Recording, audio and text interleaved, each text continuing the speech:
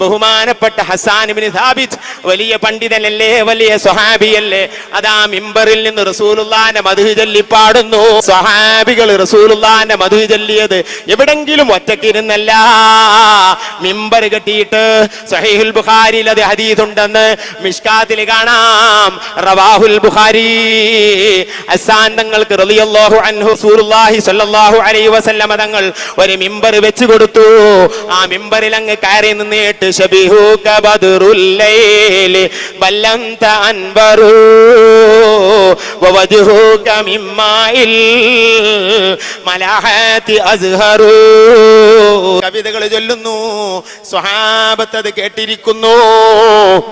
ബാനത്ത് സുആദ എന്ന കവിത മഹാനായ കഅബ് തങ്ങൾ ചൊല്ലിയപ്പോൾ ഇമാം ബൈഹഖി അവിടുത്തെ സുനനുൽ കുബറയുടെ 10-ാം വാള്യത്തിൽ ഉദ്ധരിക്കുന്നതായി കാണാം. സ്വഹാബത്തെ കിറാം ഇരിക്കുന്നു, നബി തങ്ങൾ ഇരിക്കുന്നു. ചില സ്വഹാബിമാർ ആ സദസ്സിന്റെ അപ്പുറത്തിലൂടെ നടന്നു പോയപ്പോൾ നബി തങ്ങൾ പറയുന്നു, സ്വഹാബത്തെ, അതിലൂടെ നടക്കുന്ന സ്വഹാബത്തെ, ഈ മദ്ഹിന്റെ സദസ്സിലേക്ക് വന്നിരിക്കൂ.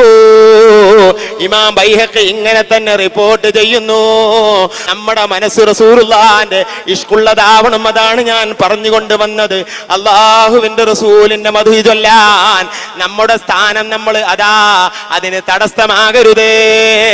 ബുറുദ ചൊല്ലാൻ, ബൈത്ത് ചൊല്ലാൻ, റസൂലുള്ളാഹിന്റെ പേരിൽ തക്ബീർ മുഴക്കാൻ നമ്മൾ ഒരിക്കലും മടിക്കരുതേ.